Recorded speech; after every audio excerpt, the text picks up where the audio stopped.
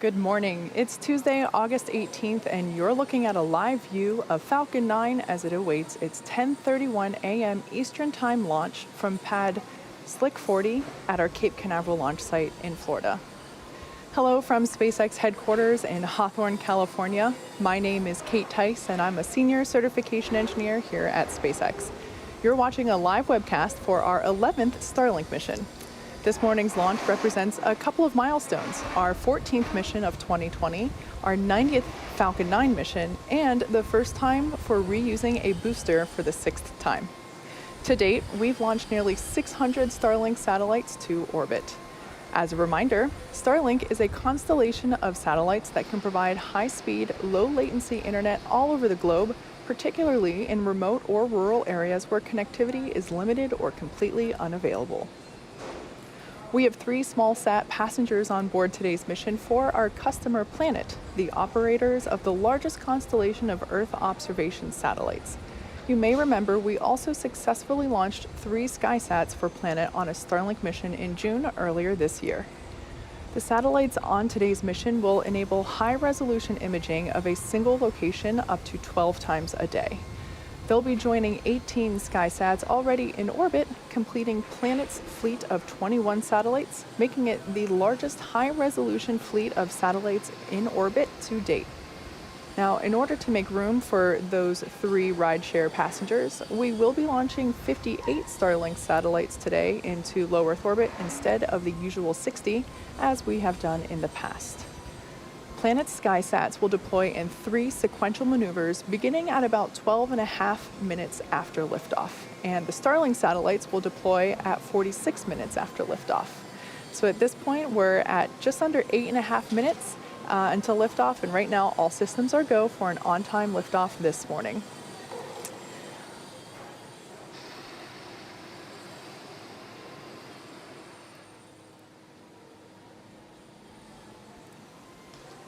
There on your screen is Falcon 9, our 2-stage liquid-fueled launch vehicle, getting ready for launch from Space Launch Complex 40, or Slick 40, in Cape Canaveral, Florida. Falcon 9 stands 70 meters tall, which is just greater than the wingspan of a 747 aircraft. Today's flight will be the 6th flight for this booster. It previously supported the Telstar 18 VANTAGE mission, Iridium 8, the first Starlink mission, as well as the 3rd and 8th Starlink missions. And this will mark the first time that we're flying a booster for its 6th mission. The bottom 2/3 of the vehicle that you see there is the first stage. And if you look closely, you can actually see the white clouds there are covering it up at the moment, but there are soot markings still on the vehicle from its previous 5 flights. The first stage has 9 Merlin engines that do the bulk of the work to get Falcon 9 off the ground and up into the thinner parts of the Earth's atmosphere, before separating from second stage and making its way back down to Earth for landing. Today we will be attempting to recover this first stage for the 6th time. This time we'll be doing that on our drone ship, Of Course I Still Love You, which is currently stationed in the Atlantic Ocean. You can see it there on your screen, about 350 nautical miles northeast of our Cape Canaveral, Florida launch site. On top of the first stage is the inner stage, which is the black segment of the rocket that you see there. The reason it's black as opposed to the rest of the vehicle is because it is unpainted TPS, or thermal protective system, and that TPS is what protects the composite material in which the inner stage is made out of. The inner stage is what connects the first stage to the second stage and protects the second stage's single Merlin vacuum, or MVAC, engine during launch. That MVAC engine ignites after the first stage separates and will propel the second stage, along with Planet's 3 SkySats and our 58 Starlink satellites, into an elliptical orbit above Earth's surface. Like I mentioned earlier, Planet's SkySats will deploy sequentially at about 12 minutes and 30 seconds after liftoff, and our Starlink satellites will deploy around T plus 46 minutes. Falcon 9 has been loading propellant since T minus 35 minutes. As a reminder, Falcon 9 uses a rocket-grade kerosene, which we call RP1, for our fuel, and superchilled liquid oxygen, or LOX, as our oxidizer.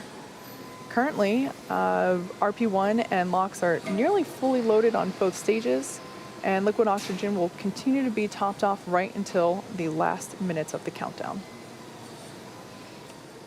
The stack of 58 Starlink satellites and 3 SkySats are safely enclosed right inside of that structure, our payload fairing, which is a 17-foot diameter structure at the top of the rocket. The fairing protects the satellites from aerothermal heating, aerodynamic loads, and contamination during the ascent phase. Once we reach the vacuum of space, we'll jettison those fairing halves while the second stage will continue on to orbit. The fairing halves that we're using today previously flew on the Starlink mission that we launched earlier this year in January. We will be attempting to recover these fairing halves today using our recovery ships, which you can see there on your screen, Ms. Chief and Ms. Tree. At approximately T plus 40 minutes, or roughly 2 minutes before landing, the recovery team will perform a poll to confirm if we're good to make a safe catch attempt. As you might imagine, weather plays a big factor into that go, no-go decision for the catch attempt, as it can impact not only the sea states for the boats, but also the fairing's altitude, position, and speed, which impact all how the fairing will fall back to Earth. As of right now, weather is looking good. We have got blue skies and just a couple of clouds there at Cape Canaveral, Florida. The vehicle, the satellites, and the weather and the range are all looking good for an on-time liftoff of 10:31 a.m. Eastern at just under 4 minutes from now.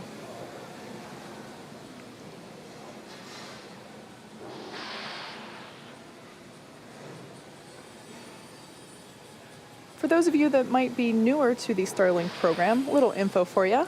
Our mission is to bring high-speed, low-latency internet to people all over Earth.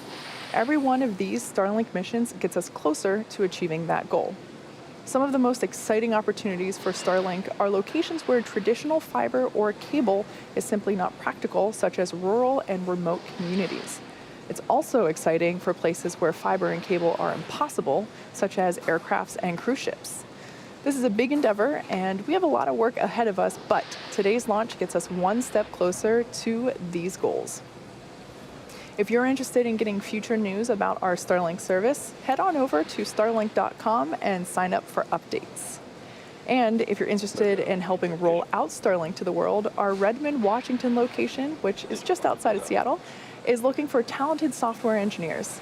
The software engineers here at SpaceX get to drive work across exciting projects such as our rockets, spacecrafts, and satellites and ground systems. Send your resume to softwarejobs@spacex.com if you're interested in joining our team. So right now, we are just under 2.5 minutes from liftoff, and Falcon 9 is moving into the final stages of the countdown. Right now, the first and second stages are nearly fully loaded with 1 million pounds of kerosene fuel and liquid oxygen. Fuel is completely loaded. LOX on the first stage is also completely loaded, and we are continuing to top off the liquid oxygen loading on the second stage. Super chilled liquid oxygen, which, like I mentioned, we call LOX, is our propellant oxidizer, and that's what is creating those white clouds around the vehicle that you see there. This happens when liquid oxygen is exposed to ambient air, which is warmer, and causes the liquid oxygen to evaporate into gas and form those white clouds. The first stage should finish prop loading here, and actually I just noticed that all fuel tanks and liquid oxygen tanks are now fully loaded, so complete there on the prop load. Here in just 30 seconds or so, we'll hear a call out that Falcon 9 is in startup. It means that the rocket's autonomous internal flight computers have taken over the launch countdown. At T minus 2 seconds, the Merlin engines will light, and liftoff will be commanded to the vehicle at T minus 0. So right now, as we approach the T minus 1 minute mark, the Starlink payload and the Planet payloads continue to look healthy. Falcon 9 team is tracking no issues on the rocket. Weather continues to look good, and the range is green for launch. Falcon 9 is in startup.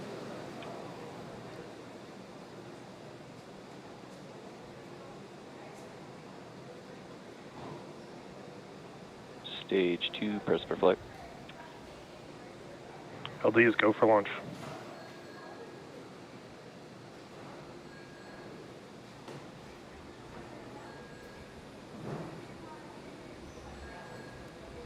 T minus 30 seconds.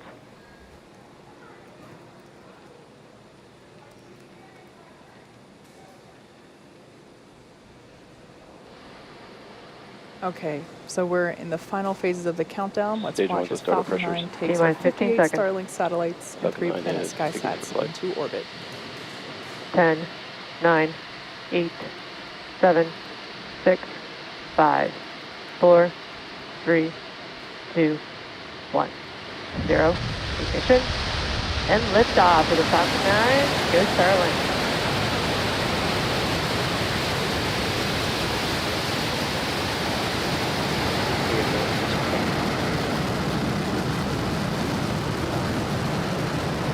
Stage one, propulsion down.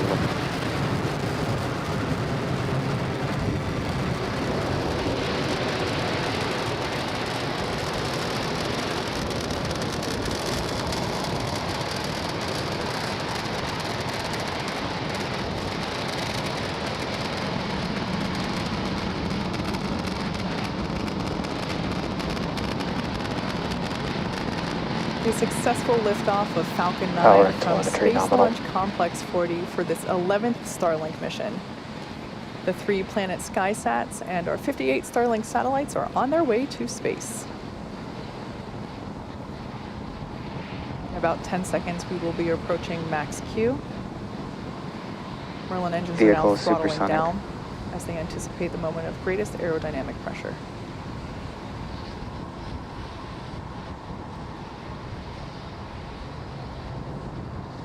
Max Q. All right, we just went through max Q, and the vehicle is now supersonic, and Merlin engines have throttled back up. So coming up in about a minute, we'll have 3 events happening back to back. First will be main engine cutoff, or MECO. This is where all 9 Merlin engines will shut off to slow the vehicle down in preparation for the second event, stage separation. This is where the first stage separates from the second stage, with stage 1 starting to make its way back to Earth for landing, while second stage will kick off the third event in this sequence, SES-1, or second engine start 1.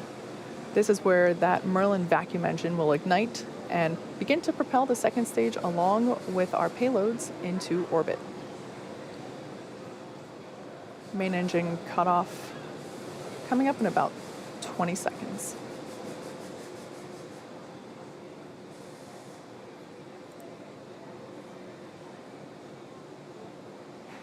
Everything continuing to look nominal for stage 1.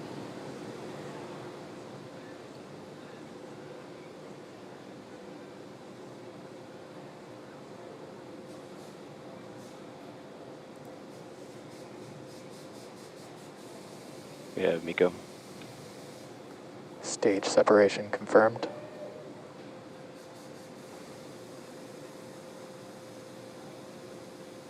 And MVAC ignition. All right, so there we saw those 3 events all happen in quick succession. Stage 1 is now making its way back to Earth. There on the left-hand side of your screen, we can see the grid fins slowly deploying. And on the right-hand side of your screen, the Merlin vacuum engine beginning to develop that healthy orange glow as it continues its journey on to orbit. Fairing separation confirmed. We're just a few seconds away from fairing deployment. There we go, visual confirmation of fairing deployment. Once again, as a reminder, we flew those fairings on a previous Starlink mission in January earlier this year. So with that, we have successfully reused this fairing pair. Like I said earlier, we will be attempting to catch those fairing halves with our recovery ships, Ms. Tree and Ms. Chief.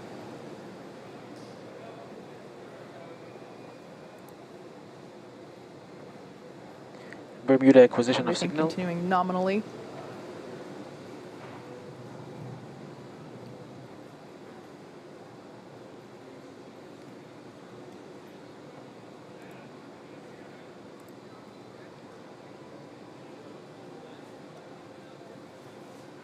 While the second stage is continuing to do its job, the first stage is making its way back home to Earth. In the next few minutes, it will be executing 2 burns. The first is the entry burn, where 3 of the Merlin engines at the bottom of the first stage will light up and begin to slow the stage down as it re-enters the upper part of the Earth's atmosphere. The second burn is known as the landing burn, This is a single engine burn that will bring the vehicle speed down rapidly in order to make a soft landing on the drone ship.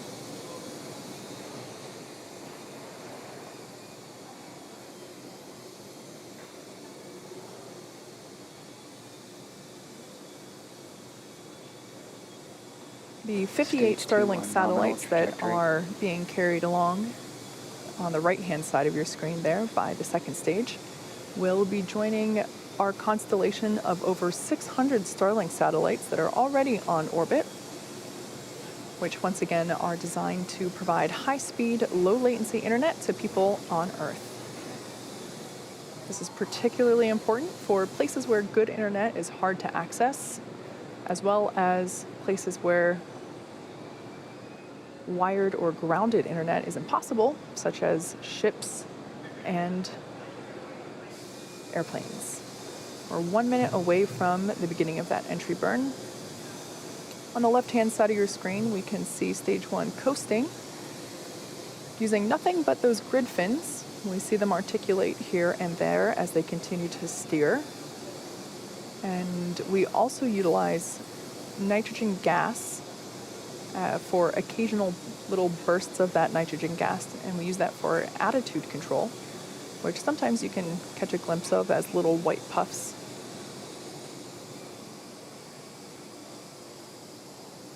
Second stage continuing nominally, now at 1.5 Gs for acceleration.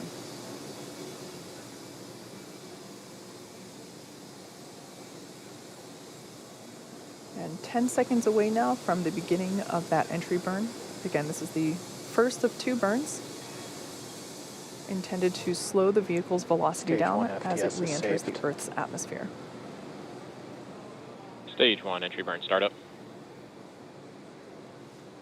And there we can see that the entry burn has begun and will last for about 20 seconds. Stage 2 continues on nominal trajectory. Again, this burn utilizes 3 engines at the base of the rocket. And Stage there 1 we entry can burn see the shutdown. entry burn has concluded. Second stage trajectory is still looking nominal.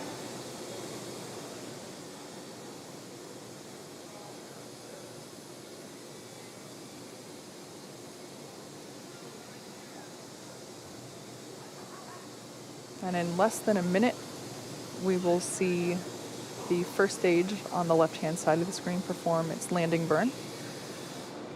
Looking back at our second stage, everything continues to look good. Once again, we are carrying 58 Starlink satellites prepared to join the over 600 Starlink satellites that are already on Stage 1 orbit, transonic. as well as 3 rideshare satellites for our customer planets. Those 3 SkySats will join the 18 SkySats that are already also on orbit. We're about 15 seconds away from landing burn. Terminal guidance.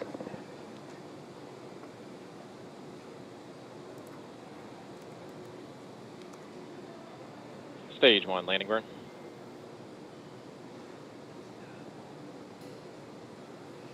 And landing burn has begun. We should see the Stage plume 2 from the FTS is rocket saved. appear on the screen here. Stage in 1 a landing second. leg deploy.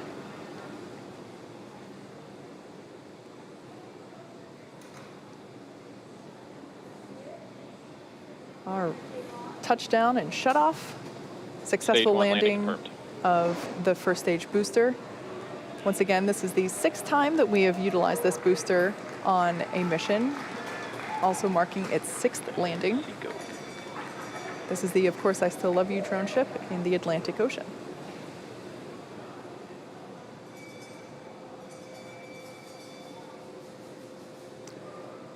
So turning our attention back to second stage, we've had Nominal orbit confirmation insertion. of second engine cutoff, or SECO-1. And we also have confirmation of a good Useful orbit. acquisition of So now that stage 2 is going to coast in this orbit for another 3.5 minutes, we're going to take a quick break, and we'll be back at T plus 12 minutes for the deployment of Planet's 3 SkySats.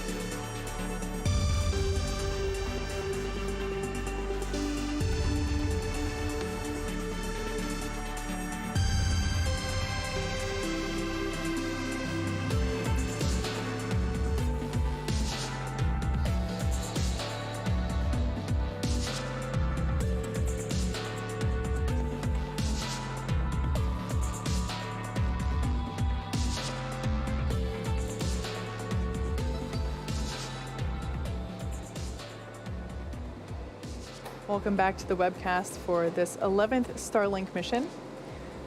We had an on-time liftoff from Cape Canaveral, and everything is looking nominal for our second stage. As we can see on our screen there, the stack of payloads. We are carrying 58 Starlink satellites as well as 3 rideshare satellites for our customer planet. We're about 10 seconds away from the first of 3 deployments for those planet SkySats.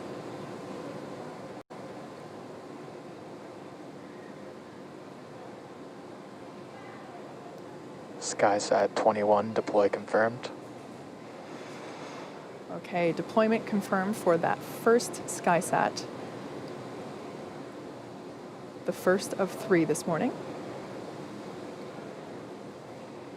And there on your screen, at the end of the stack, slowly making its way away from the second stage, we can see that first SkySat moving along. SkySat 20 deploy confirmed. And confirmation that the second SkySat has deployed. We'll see that here momentarily. There it is at the end of the stack again. And awaiting the third and final deployment for this rideshare customer.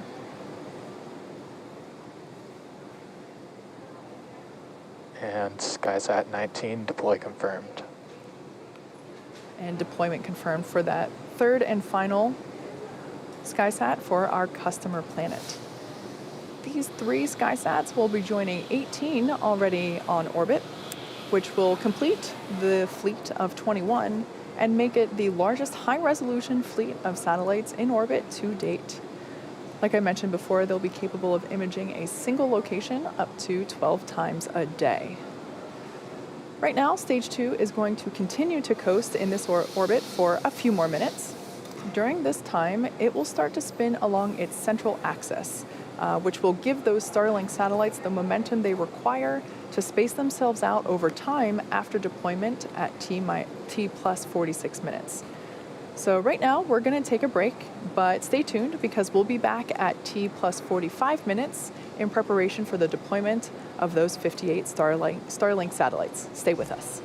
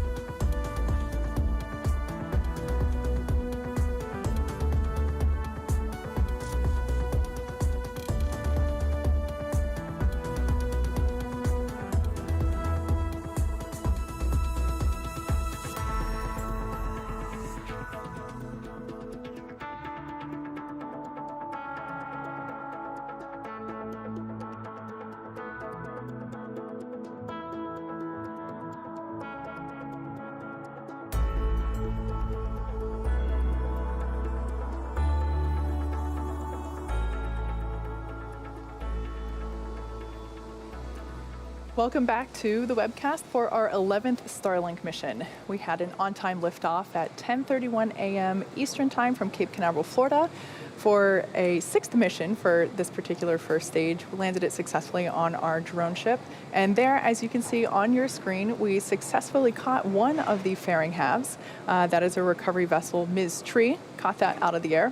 The second fairing half made a soft water landing, so Ms. Chief is en route to scoop it out of the ocean. And before we went for a break, we saw the successful deployment of the 3 SkySat satellites for our customer Planet, which were ride-sharing along with Starlink.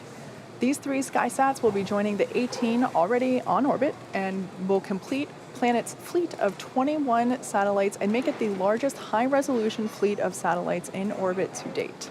So here in just a couple of seconds, we will be deploying our 58 Starlink satellites, which will be joining the nearly 600 that are on orbit. Now, there is a chance, and it looks like I was just going to say that Starlink tension rod separation confirmed. we have an expected loss of signal over our ground station. There we go. We can see the visual confirmation of Starlink deployment.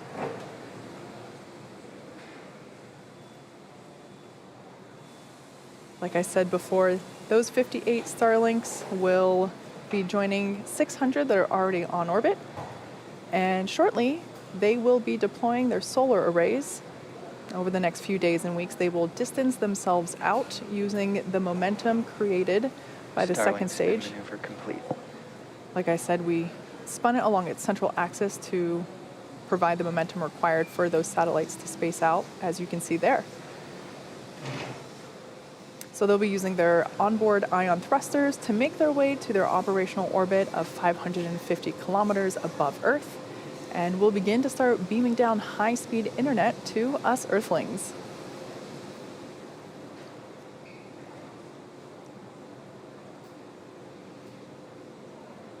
And with that wonderful view of those Starlink satellites floating out into space, we will now bring our webcast to a close this morning. We'd like to thank our customer Planet for their continued support riding on board Falcon 9, as well as the FAA and the 45th Space Wing for supporting today's mission. If you're interested in getting future updates about Starlink launches, as well as general updates about future service availability, head over to starlink.com, sign up for updates, and we will see you next launch. Until then, have a good one.